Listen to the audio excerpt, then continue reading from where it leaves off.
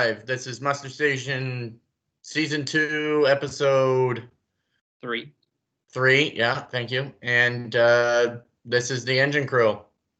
My name's Spencer Longmire. Didn't get to introduce myself last time I was on, and this is... And I'm Rainier Rothmann. I'm a third-year Nautical Institute Port Hawkesbury cadet. And I'm second-year NACC Nautical Institute Marine Engineering cadet. All right. So today I've set up the topic communication in the engine room. So basically, because on the ships I've been on, you have to use double hearing protection. So you'll have an in-ear and over-ear protection. So most of the time, if the engines are running, which they 95% of the time are, you really can't talk in the engine room. So the main way to get the point across to the next guy standing beside you is sign language, or means to get the point across saying you need a tool, you need someone to go get something, or actual written out word. Because speaking is just out of the option when you have high speed 900 revolution four strokes running right beside you.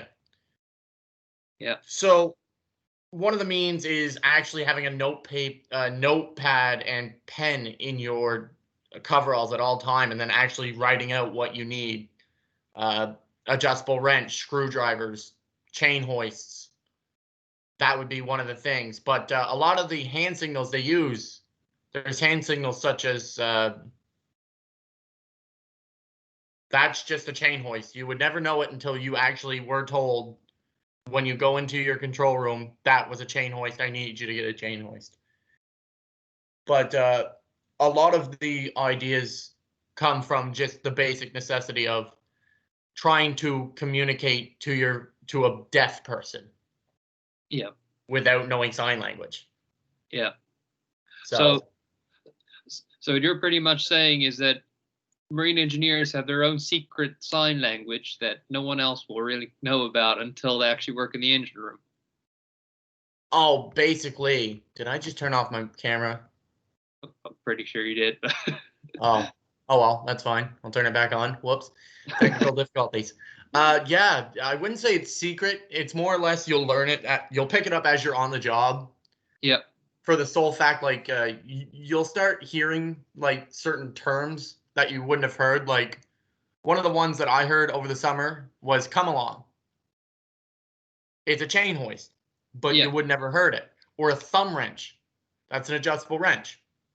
Yeah. You just pick these things up as you work, and you see, like, you'll see, they'll say thumb wrench, and I don't know what that is, or you'll sit there like that, and they'll write it out for you at that time and tell you what it is. And what I find most interesting about this is odds are it's not just at the company that you worked for over the summer that's doing this. It's probably an industry standard overall from company to company. I don't want to make the assumption, but I'd assume or I'd imagine that a lot of companies, engineers do this method of communication just to... It's understandable because, of course, I was on high-speed 4-strokes, so those things, the turbos on them screamed, and you couldn't hear anything other than, even with your double hearing protection, that's all you would hear in the engine room, just the screaming of your turbos. Yeah. And the engines. Like, you could go through a watertight door, and, I mean, our engine room was like, we had 2-deck engine room. Like, we had the main engine room here, and then we have a tween deck. But if you walk through a door, you could take the headphones out and actually talk to somebody, so... Yeah. But you'd still probably hear them as background noise. Oh yes, you could hear them right. I mean, you can hear them no matter where you are. If you keep going up in the boat, you will stop hearing it at some point, maybe. But yeah, like when I was on the tugs, in Halifax Harbor, the communication thing came into real perspective because we were pulling in ships that had foreign crews. Yeah. Like we had bulk carrier not a bulk carrier, a cargo carrier, sorry, come in, and it was a Chinese crew. None of them knew a lick of English. Yeah. But I was working as an engineering cadet, and I had to work on deck with the deckhand. But the deckhand knew all the sign language, and it was just plain as day. Like, they understood exactly, because it's their standard issue sign languages for, like, we're gonna pull our winch, we're gonna pay out our winch. But like, there's some sign languages that are actually taught to you, like, as I said, paying out winches or pulling in winches. But there's other ones that you'll actually just kind of see on the job. Like, yeah, sign language is kind of like the main idea behind the engine room, because it'd be like if you completely put your head in the sand and I started trying to talk to you. Yeah, yeah, I can imagine that. Growing up overseas, I'd see the exact same thing, where you're in a place with people that don't necessarily speak the language that you're speaking, and you've got to somehow get your point across. It is extremely difficult to try and explain even the simplest thing to somebody who doesn't know a common language. Yeah. So a good example was when I was way younger than I am now. I was in Angola, and my parents didn't know a lick of Portuguese, and there, that's the language they speak is Portuguese. Here I was, a couple of years old, and somehow I picked up Portuguese, spoke fluently. So whenever my parents and I would go to places, I'd be the guy explaining to the taxi driver, go left, go right. And in the marine industry, that's going to be very prevalent, because I haven't been on a boat yet, but I'd imagine, just like you said, getting on a ship with a foreign crew, you've got to work as a team, and communication in a team is. I've been lucky enough that I haven't had to deal with any foreigners. I've had to deal with, I wouldn't say deal with, they was work alongside Newfoundlanders, which some of them can have quite thick accents. Yeah. So that's like one of the major hardships when it comes to trying to communicate in the engine room. For one, sometimes you can hear, but when they get speaking, they speak differently than you and I. They'll start, I don't know how to call it, and I don't want to be rude, but they just speak differently. And of course, you have this, you hear the engines in the background, and it just goes right in and out, because you can't hear anything. Yep. And that's one of the biggest thing about the engine room is and it's not just the engines, I'd imagine, because there's a whole bunch of other pumps running and systems.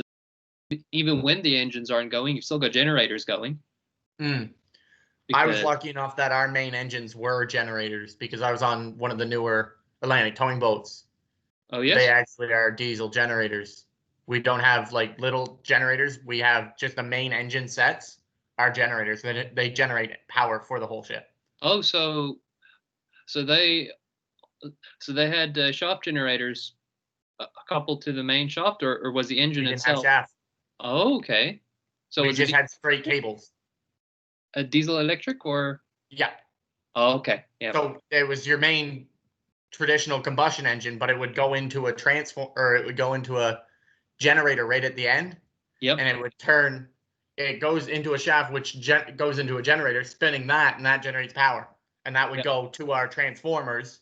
That would turn it into from 690 to 110 volt, and then that would be distributed through our switchboard to wherever it needed to go. That's in my opinion one of the best systems that they can have on a boat today. I know from what we learn at camp, it's mostly the older systems where it's like when I was sitting in your shoes, we were talking about shaft generators. Shaft generators, this shafts. That's all we played with. We learned about shafts, and then my first year, I went out. I seen the shaft. I didn't see a shaft on the tugboats because they had Z drives. Yeah. Pod thrusters. So they did have shafts on the tugs, so they were smaller. But when I went to an offshore boat, the Atlantic Shrike, I went back and I'm like, I'm looking around and I can't see these shafts. So I'm like, what's going on here? And then next thing you know, I asked the second, and he goes, well, we're on a diesel electric. We have it, and after that I followed the lines, and I'm like, wow, this is actually really cool, because I mean, they were built in 2016, so they're fairly new. There's like 4 of them. There's the Paul A. Sakuda, the Griffin, the Shrike, and then there's the Heron. Yeah. Yeah. And they're all chartered out of St. John's, Newfoundland. Just out of curiosity, how do those Z-Drive systems work? Are they? Let me actually draw you a picture. Actually, let me get a piece of paper. I don't know how good this is going to look over the pencil. I don't know how good it's going to look over the camera, but I will do my best. So let me draw this out. So you'll have this. So this is actually, I'll just try to explain it. So you'll have a shaft coming in, Yes. or whatever you have. I'll just go with shafts, because shafts are the easiest to deal with. You have a shaft that comes into your Z drive. It hits a connection. Yep. And then it goes down to another connection, or another shaft that goes down, and then it will hit another connection and hit your prop, your actual prop, and then that spins your propeller. Okay. So I don't know if that explained much to you, but how it is, it actually ends up turning out to be a Z. Okay, that's where the name comes from. That's cool. So with the Z drive, are all the links on the actual Z drive itself able to shift? So you have more maneuverability, or is it a fixed? Okay, so how I understand it, the connections like from here and here don't move, but the props themselves actually are able to swivel 360. Oh, okay. Yes. I don't know how it works, but that's how I know it works. Yeah. I haven't looked into how the propellers actually worked myself, but when the skipper sits up in the wheelhouse, he can actually get on the sticks and just, if he's got 2 sticks, and pull them full ahead and then twist them right so they're against each other, you'll see the wakes going out the opposite side of the boats. Oh, that's opposite side of the aft of the ship. Yeah. And that's the cool thing about the Shrike, the Griffin, the Paul A. Sakuda. Well, I can't speak of the Paul A. Sakuda or the Heron, but we actually had a retractable azimuth that would into the water. Yes. When we were pulling into dock, and we could actually parallel park the ship. So what is a retractable azimuth? Just for people that might not know. Okay, yeah, fair enough. A retractable azimuth is a retractable propeller. Yep. So you can, while you're sailing, it can be set up so it's not creating drag for your ship. But when you're trying to park or dock the ship, you'll drop it down, or if you're in a very, very fine moving on the ship, you can drop this down and it will act as a forward thruster. Oh, okay. Instead of having just your 2 aft thrusters. So for maneuvering, this is superior than the old way, because before you would actually have to pull back. You would have to go into reverse, which means you have to counter or reverse your engines, and then you have to slam it into forward, and then you'll pull your ship forward, and then you have to, in 3 turn. The old golden rule, from what I learned at school, is a good skipper can park or dock a ship in 3 shifts of the engine. Yeah. Because that's how much air they have for the compressors. Yeah, that would be a tricky situation. Well, people got pretty good at it pretty quick if they knew that they needed to do it. Yeah, I can imagine though, because a ship, especially the larger you get, I'd imagine you'd have a lot less wiggle room for those movements anyway. So yeah, definitely. Since ships don't have brakes or any means to slow down once they're moving, They don't have means to stop, but they do have means to slow. Yeah.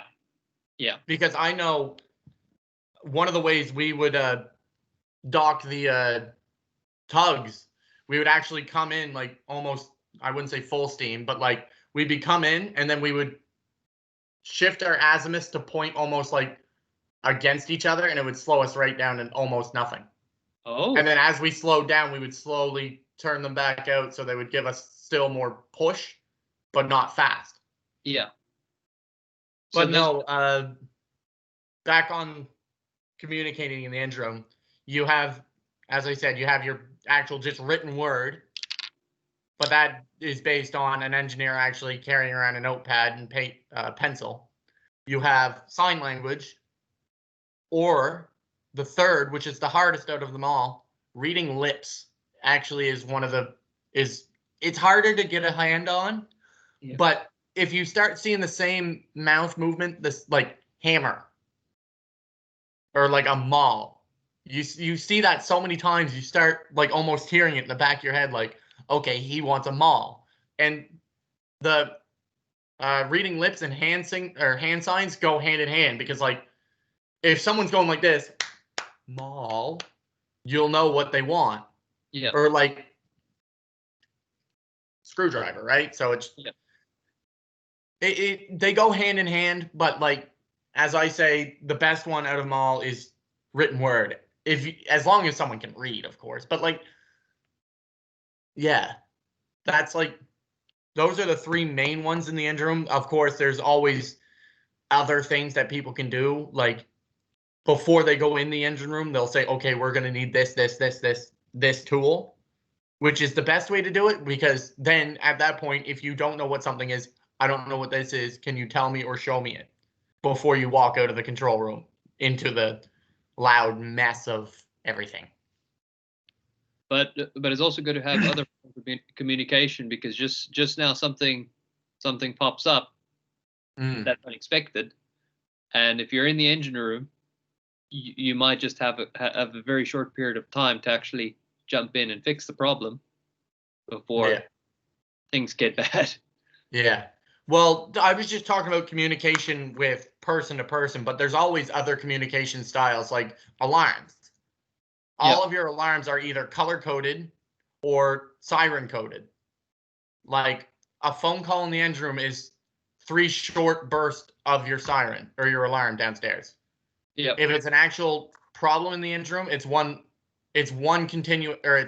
long continuous blast of your alarm. And then CO2 is like almost like a deafening foghorn. From our ships that I was on. Like we would test the CO2 just so everybody would know this is what the CO2 sounds like. If you hear this, get out of the engine room or get out of anywhere that CO2 is. Yeah. Because on our ships we had water mist and CO2. In my opinion, high fog is the best way to go, but of course I'm a third-year engineer, or a third-year nav or a cadet. I don't even know what I'm talking about yet. Yeah. But high fog can't kill you. Yeah. Yeah. And but from what I learned so far in the MED training, at least, CO2 is always the last. Yeah, that is the last resort beyond. But in dire straits, if there's no way to put a fire out, well, then that's how you got to do it. Yeah. CO2 is. But now on the topic of CO2, never pull CO2 unless you're 100% sure it's a fire. Mm-hmm. Because I was told the story day one when I was on the engine or on the tugs. The chief told me a story of there's a cadet he had underneath him he never told me what type of ship, but one day there was water leaking on the main engine onto it and it was steaming off. So it's steaming. She thought it was a fire and pulled the CO2. Not seeing a fire, she just thought there was a fire. Yeah. Always make sure there's a fire and never pull CO2 without telling people. No, that is a big one. Because if you're just going to pull CO2, you could kill somebody. Yeah, and it's very, very dangerous. That's how you live with ghosts. I'd imagine CO2 is probably something like jumping overboard. It should only be the skipper, chief's word. or highest officer you can get on hand. He should be on making that call. Yeah. But no, other than communication is key down in the engine room, and communication to the bridge is number one. Because if you're going to start working on the main or one of your engines, let's say main engine number 2, and the next thing you know, the skipper's trying to, and you forgot to turn it to local. So now the skipper's up on the bridge. He doesn't know what's going on. He tries to turn on number 1. Somebody's in the crankshaft or in the sump trying to do something. They're done. So communication is number 1 with everybody. You need to talk, because if you don't talk, that's how you lose men, women. You lose people on your ship, and it's not. Nobody wants to be that person that's killed somebody by accident on a ship. Now they have to. Now mom or dad can't go home to see their wife, their husband, their child, their dog. Yeah. Well, the big thing with communication as well is also communication between ships. It's too bad we don't have a navigator with us, because it would have been a huge other topic we could have covered. But we were in the skills comp last year, and we just got a little glimpse of what the navigators have to know for communication. Oh yes, yeah. Well, it's the same with the engine room, man. Like I'm talking communication, like just number, like the emergencies, like going downstairs and just like at the start of the day, everybody's down in the control room, from the highest chief to the lowest cadet, and you talk about, guys, what are we doing today? That's communication at best. Like telling people, okay, we have these preventative maintenance just came up on our PM system. We need to do these today because it's up there, excuse me. But yeah, just telling people that this is what our plan for work is today, just so they know, okay, the 3rd is doing something with the engines. The 2nd is back aft at the propulsion systems. The 4th is running around changing light bulbs. Just even telling them, hey, I'm going to go change light bulbs. It relieves yourself, and it relieves everybody else, because if there is a fire in that engine room, they don't want to be looking for you. Yeah. They want to make sure that if you told them that you're going to work up on the bridge as an engine cadet, or anybody, if you tell anybody that you're working somewhere other than the engine room or engine or machinery space, that means you aren't there. Yeah. So, and of course, if you do leave, go right to the boss and say, hey, I'm back. I'm in the engine room. Don't forget about me, or something, you know? Yeah. Yeah. Plus, I also heard horror stories of people that have just went out on deck just to change a light. You mentioned something about changing a light bulb, and I heard horror stories from some of the instructors about people just going out to change light bulbs out on deck. Rogue wave comes, they're overboard. If nobody knows that they were out on deck changing a light bulb. Yeah, see, just saying later that you were going to change that light, I'll be done in 5 minutes. After 5 minutes, somebody will start thinking, where is he or she? Like, that's like the big one. Just so people know where you are, because it's such a dangerous. You might be in calm waters or 200 mile offshore, but still, you can fall overboard and you can get killed just as easy. So just telling somebody, hey, I'm going to do something out on deck, or I'm going up to the bridge, or I'm going for a coffee. Yep. Or use the washroom. I know you really shouldn't have to tell somebody, but it's always good to say, hey, I'm going to go. I'll be back in 5 minutes. Just tell them that I'm not in the engine room. If there is something to happen, I'm not here. So they're not looking for you. Yeah. But plus another big thing about communication that we haven't touched on yet is conflict resolution. You're in a confined, or you can kind of say you're in close quarters. In very close quarters to at least, depending on the size of your ship, 5 to 15 people. And you're seeing them every day for a couple months sometimes. and I can imagine that could be quite frustrating. I haven't been on a boat yet, but I'd imagine it takes a lot of communication to sort out problems that happen on board. So the small thing can make a big difference when you're. Yeah, the thing is, a lot of the guys. Now I'm talking from experience here. Everybody's in the same boat, literally and figuratively. They're all they're all away from home, loved ones, away from doing fun stuff. So they all come to the agreement, like, if we're gonna get in a fight, let's just have a conversation over it and get it out of the way, so we don't have to dwell over it more than just 5 minutes. So and of course if that's the perfect crew where they'll just deal with it and be done with it. Now humans are perfect creatures. Yeah. And people don't hold grudges. Never. But yeah, it's the underlying thing is to make sure, for one, you pick up on any communication styles that the ship has if you're joining new.